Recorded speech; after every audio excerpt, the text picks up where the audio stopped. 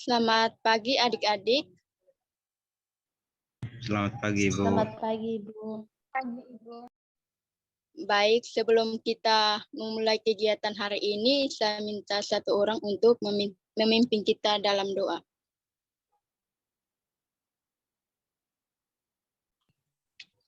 Saya, Ibu. Saya persilakan adik Merni. Baik, sebelum kita mulai kegiatan kita hari ini, terlebih dahulunya kita memohon tuntunan dari Tuhan, dan izinkanlah saya membawa doa ini menurut ajaran saya, yaitu Kristen Protestan, dan teman-teman yang lain boleh menyelesaikannya. Berdoa mulai.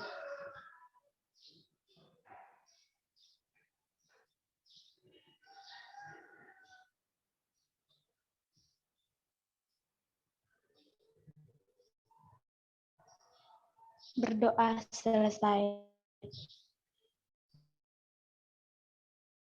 Baik, terima kasih adik Merni. Sebelum kita topik kita hari ini tentang pilihan karir setelah lulus SMA.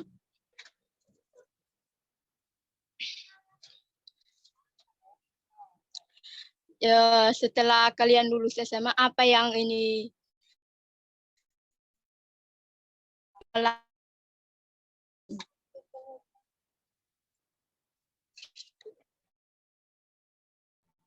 Mohon maaf, Ibu. Bisa diulangi soalnya suaranya putus-putus, Ibu. Baik, setelah kalian lulus SMA, apa yang kalian pilih setelah lulus SMA untuk melanjut ke jenjang pendidikan? Saya, Bu.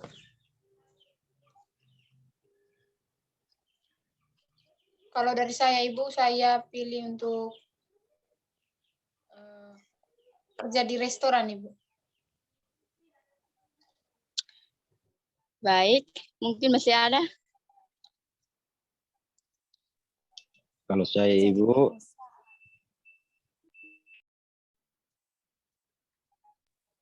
dari saya ingin menjadi ikut tes tentara atau polisi, Ibu. Baik, sangat bagus.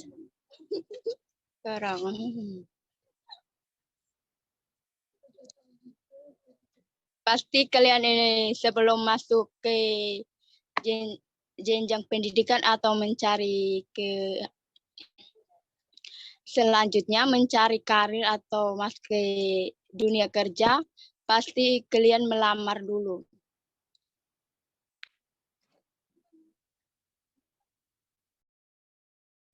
Baik, jika itu saja yang selanjutnya tentang rencana melanjutkan studi. Nah, dengan melanjutkan pendidikan ke perguruan tinggi, tentunya kesempatan memperoleh pekerjaan yang lebih baik akan semakin lebih besar pula. Apalagi saat ini tidak bisa dipungkiri. Persaingan begitu ketat untuk mencapai pekerjaan. Di samping itu, di mana agama dikatakan bahwa setiap insan wajib menuntun ilmu sepanjang hayat. Usaha berpikir dan mengoptimalkan fungsi pikir akan mendatangkan pahala yang besar. Kemiskinan sangat berisiko besar kepada kelemahan atau kehilangannya keimanan.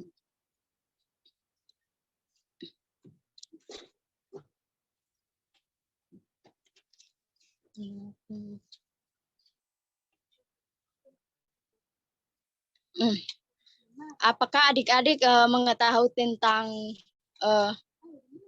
memasuki dunia kerja itu seperti apa?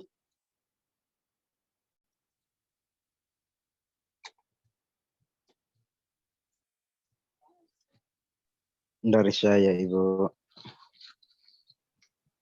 Baik, silakan adik Sadra.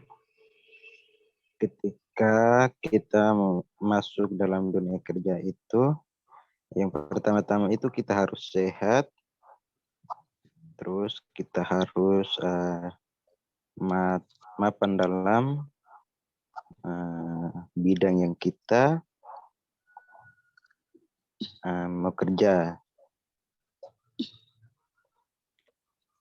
Mungkin itu saja, Ibu. Baik, terima kasih Adik Sadrak. Mungkin masih ada? Saya, Ibu. Baik, silakan Adik Yohana.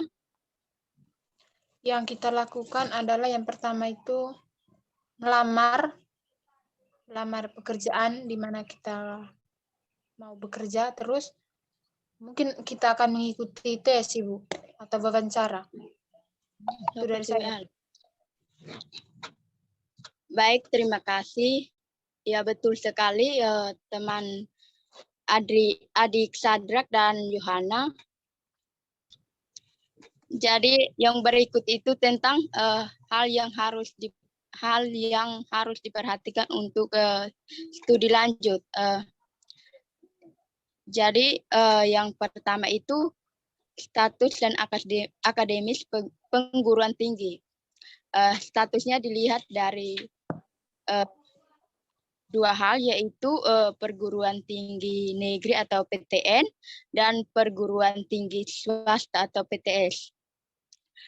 Jadi perguruan tinggi negeri adalah perguruan yang dikelola oleh pemerintah, baik di Departemen Pendidikan Nasional maupun di bawah departemen lain. Penggunaan tinggi siswa adalah perguruan tinggi yang dimiliki dan dikelola oleh perseorangan atau sekelompok orang tertentu. Umumnya perguruan tinggi negeri mendapatkan subsidi dari pemerintah dalam pengelolaan pelaksanaan pendidikan. Lain halnya dengan perguruan tinggi swasta dan pembiayaan pengelolaan pelaksanaan pendidikan menjadi tanggung jawab perguruan tinggi yang bersangkutan sepenuhnya. Yang berikut itu tentang jalur pendidikan dan bentuk perguruan tinggi. Mungkinkah adik-adik tahu tentang jenjang pendidikan atau bentuk perguruan tinggi?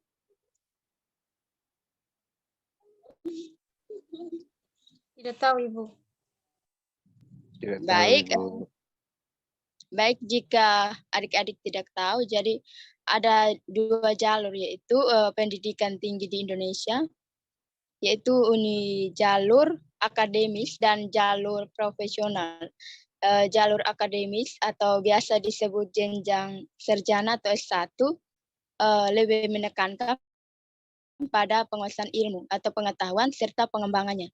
Setelah lulus dari jalur ini, mahasiswa berhak memperoleh gelar dan terbuka kesempatan untuk terus melanjutkan ke jenjang yang lebih tinggi. Yang berikut itu tentang jalur pendidikan akademik diselenggarakan oleh universitas, institut, serta sekolah tinggi. Jalur profesional atau sering disebut juga jenjang diploma menekan pada penerapan keahlian tertentu. Mahasiswa diarahkan pada peningkatan kemampuan atau keterampilan kerja serta aplikasi ilmu dan teknologi. Secara umum perguruan tinggi di Indonesia dibagikan menjadi 5. Yang pertama itu universitas, institut, sekolah tinggi, akademik, dan politeknik. Yang berikut itu tentang sistem penerimaan mahasiswa. Jadi setiap perguruan tinggi mempunyai cara tersendiri dalam menjaring mahasiswanya. Terus yang terakhir itu perguruan tinggi kedinasan. Jadi perguruan tinggi kedinasan itu di sini perguruan tinggi di bawah departemen lain selain Departemen Pendidikan Nasional. Umumnya lulusan perguruan tinggi kedinasan langsung terikat dengan departemen bersangkutan, sehingga banyak yang bisa langsung mendapatkan pekerjaan tanpa harus tes lagi.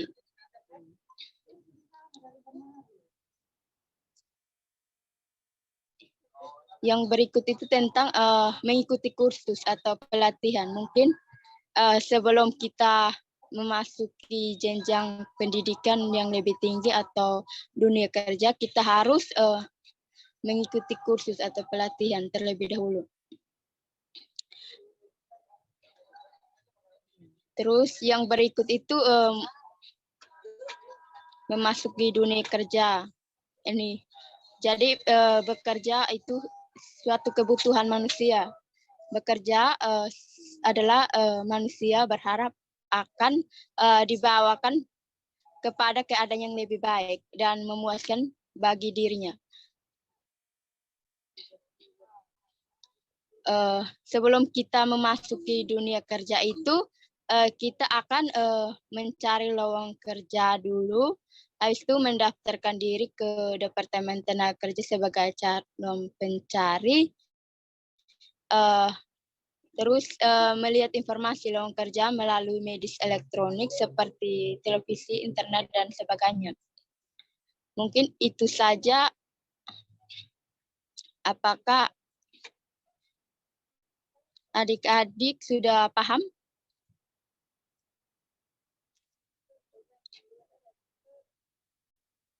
Mungkin ada kesimpulan dari adik-adik. Saya persilakan. Mohon maaf Ibu. Saya ingin bertanya, bisakah? Bisa. Nah, bisa menjelaskan ulang tentang tadi Ibu menyebutkan penerimaan mahasiswa. Nah, di situ ada 2, jadi saya minta bisa dijelaskan ulang. Soalnya tadi kurang dipahami. Terima kasih. Baik.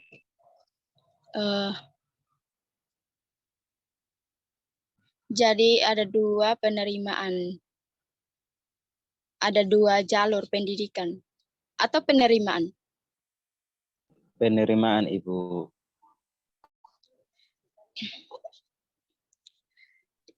Jadi ini penerimaan mahasiswa itu mempunyai cara tersendiri dalam menjaring mahasiswanya.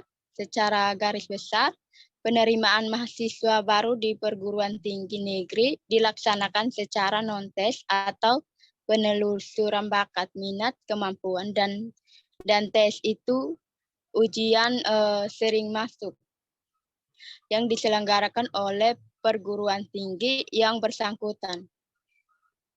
Jadi sistem penerimaan baru secara non-tes dilaksanakan melalui penelusuran bakat, minat, dan kemampuan dari calon mahasiswa. Mungkin itu saja. Apakah sudah paham? Baik Ibu, apakah contohnya saya tidak memiliki bakat dan tidak memiliki bakat, apakah saya bisa masuk ke perguruan itu? Contoh saja Ibu, bisa. Iya, bisa. Baik, berikutnya Ibu memberikan kesempatan untuk adik-adik menyimpulkan tentang materi pada hari ini. Dari saya, Ibu. Baik, adik Yohana. Yang saya simpulkan berdasarkan pemahaman saya setelah kita bahas bersama tadi tentang karir lanjutan pendidikan lanjutan setelah ISMA ke jenjang perguruan tinggi atau ke jenjang apa. Nah, jadi seperti dijelaskan tadi bahwa yang memasuki atau pilih jenjang karir ke perguruan tinggi atau pendidikan yang lebih tinggi itu ada 2 jalur masuk tadi. Ada yang di dalam Indonesia, di universitas-universitas di Indonesia, dan ada juga yang institut tinggi. Mungkin itu yang saya pahami, Ibu. Terima kasih. Baik, terima kasih adik Yohana. Betul sekali. Mungkin masih ada?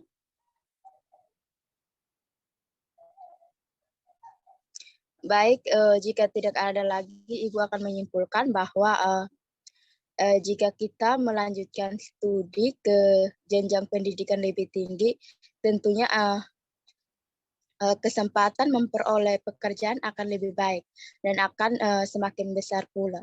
Dan perguruan tinggi yang tepat bukan berarti mahal dan terkenal, namun yang sesuai dengan minat dan kemampuan akademis serta kondisi sosial ekonomi.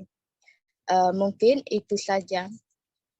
Sekian dari pertemuan hari ini. Selamat siang.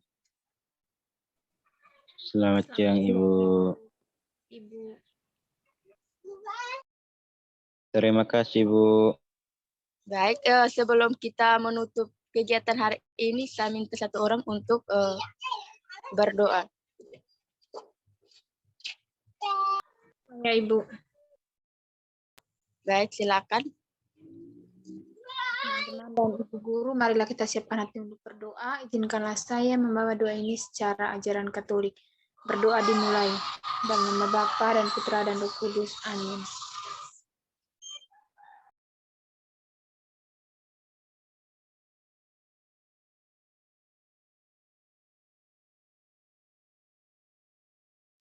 Berdoa selesai.